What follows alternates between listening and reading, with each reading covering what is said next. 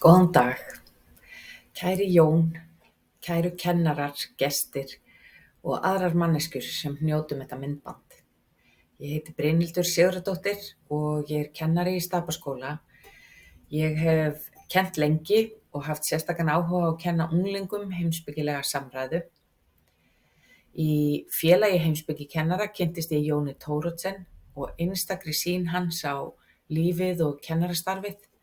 Fyrst las ég grein eftir hann í Skólavörðunni árið 2003 þar sem hann sagði frá heimspekitímum sem hann hélt með nemendum í 7. og 7. bekk í Grandaskóla. Mér fannst mjög merkilegt á þeim tíma að sjá grein frá íslenskum heimspekikennara í Skólavörðunni og mér fannst eiginlega ennþá merkilegra að hann væri líka myndlistarkennari. En núna veit ég að listkennarar eru miklu líklegri en aðrir kennarar til að skilja möguleika heimspekinnar og nýta þá í skólastarfi. Mig langar því að nota nokkrar myndir til að senda ykkur handahófskenndar hugleiðingar sem tengjast heimspekikennslu. Ég vil byrja á þessum dyrum. Hvaða dyr eru þetta? Skiptir það máli að þetta eru dyr á húsi í Belgíu? Eða eru þessar dyr einhvers konar tákn? Tákn tímamót. Það eru tímamót að ljúka skólaári. Það eru tímamót að hætta starfinu í skólanum. Þegar við skiptum vettvang, erum við þá að opna dyr eða loka þeim? Eru dyr kannski ekki tímasetning heldur frekar strik í sandinn, landamæri? Táknum að við tilheyrum mörgum veröldum. Á hverjum degi geng ég ýmsar dyr eins og þær væru landamæri. Landamæri heimilis og vinnu. Landamæri einkalífs og félagslífs. Landamæri frelsisins og skyldunar. Kannski er ég bara að sýna ykkur þessar dyr af því að kona á Facebook sagði að þetta væru flottustu dyr í heimi að hennar mati. Og ég er sammála að þetta eru mjög fallegar dyr. En við getum líka sagt að starf kennara felist í að opna dyr fyrir nemendum. Erum við að opna réttu dyrnar? Getur verið að í skólunum sé oft verið að opna dyr að biluðum klósettum eða óhreinum geymsluskápum? Hvernig get ég sem kennari vitað að sú bók, það hugtak, sú regla eða vinnuaðferð sem ég vel að deila með nemendum mínum sé raunverulega þessi virði að þeir eyði tíma sínum í það sem ég hef upp á að bjóða? Og hversu mikið af því efni sem ég býð nemendum mínum upp á hefur raunverulega merkingu fyrir námsmönnunum í herberginu hjá mér, þannig að þeir sjá tilganginn í að glíma við þetta efni.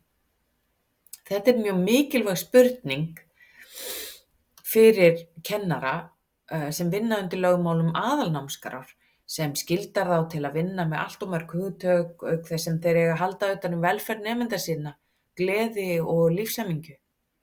Fyrir kennara er svo auðvelt að byrja bara að dæla út blaðsíðum, verkefnum, tikka í boxin til að geta við skólaslitin sagt ég er búin að gera allt sem stóð á listanum mínum. Hvað ef þessi listi er jafn gallaður og þetta óhreina almenningssalerni? En klósett er ekki bara klósett. Duchamp sýndi okkur það á áhrifaríkan hátt með því að setja þetta tæki á nýjan og óvenjulegan stall. Hann stillti klósettskálinu upp sem listaverki og viti menn, klósettið varð að listaverki.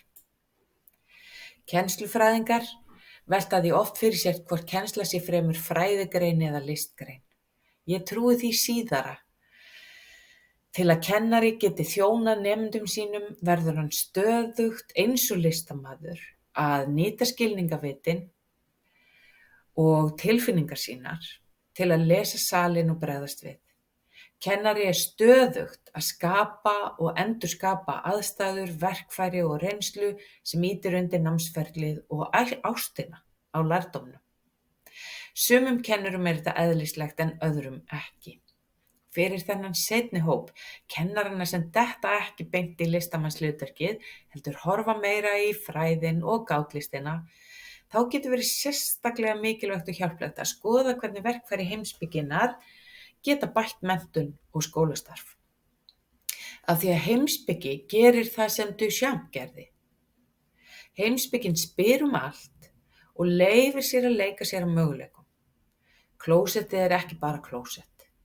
Það getur verið fallegt eða ljótt. Það getur verið réttlætisspörsmál að hafa aðgang að því. Klósett geta verið samfélög. Hver hefur ekki lent í klósettpartí sem var eftirminnilegasti hluti kvöldsins? Hvað er það við klósett sem skapar einlega og djúpa samveru? Er það svo staðreynd að við afklæðumst inn á klósettum eða er það frekar vegna þess að dyrnar eru læstar? Til að starfið í skólastofunni verði merkingabært fyrir alla þá ólíku einstaklinga sem eru sendir þangað inn, er nauðsynlegt að við hleypum þessum leik spurningana og möguleikana að. Af því að allt lendir á borði kennarans. Kennari þarf að vera tilbúinn að heyra hvað sem er fallegt og ljótt og hafa hæfileika til að streyma því öllu í uppbyggilegar áttir. Og það getum við gert með því að taka á móti öllu sem birtist með gagnrýnu hugafari og húmor. Það er lífsspursmál fyrir skólastofur að þar rúmist gagnrýni og gaman. Kennari má ekki hræðast orð eða spurningar. Hann verður að vera fyrirmynd í því að hlusta á allt og raunverulega leita merkingar í því sem upp kemur í samskiptunum í skólastofunni. Heimspekikennsla felst í því að stilla upp reynslu þar sem þetta viðhorf til þekkingaleitarinnar sést mjög skýrt. Þar sem nemendur og stundum kennarinn sjálfur æfa sig í spurnarlistinni, hlustun og samræðu. Ég hef lært af félagum mínum Ingimar Voge og fleiri heimspekikennurum að nota listaverk til að skapa þessa reynslu. Þegar ég sýni nemendum mínum myndina af frelsisgyðjunni sem leiðir fólkið, byrja ég ekki á því að segja þeim titil myndarinnar. Ég byrja á því að spyrja hvað þau sjáu á þessari mynd og biðja þau að skrifa niður spurningar sínar myndina. Í vetur hafa nemendur mínir til dæmis spurt af hverju konan sé stærst á myndinni og af hverju er bara ein kona og allir hinir eru karlar. Af hverju er þessi kona allsber? Og í hvað stríði er hún að berjast? Nemendur mínir sjá hugrekki í myndinni. Þeir sjá sorg, eymd og sársauka, dauða en líka líf. Og þegar ég segi þeim síðan titilmyndarinnar, frelsisgyðjan leiðir fólkið, þá byrja þeir aftur að skoða myndina og leita. Hvar er þetta frelsi? Af hverju er hún kölluð frelsisgyðja? Við verðum góðir kennarar með því að hlusta á allar þessar spurningar og gefa þeim rými. Spurningin nekt konunnar á myndinni er ekki útúrsnúningur, það er engin kjánaleg spurning. Vissulega eru sumar spurningar nemenda settar fram til að ögra.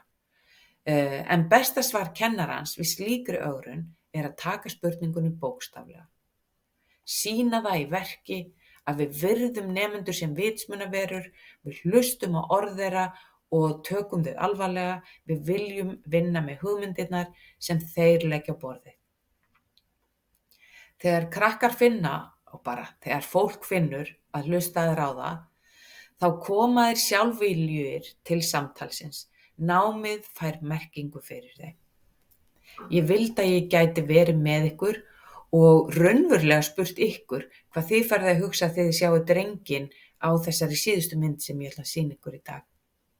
Sjáu þið fátækt, óþekkt, frelsi, óþolandi ramma, spennu, áhættu, hræðslu eða sjáu þið ótakmarkaða möguleika? Það sem ég sé í þessari mynd er nemandinn sem mig langar til að útskrifa á vorin.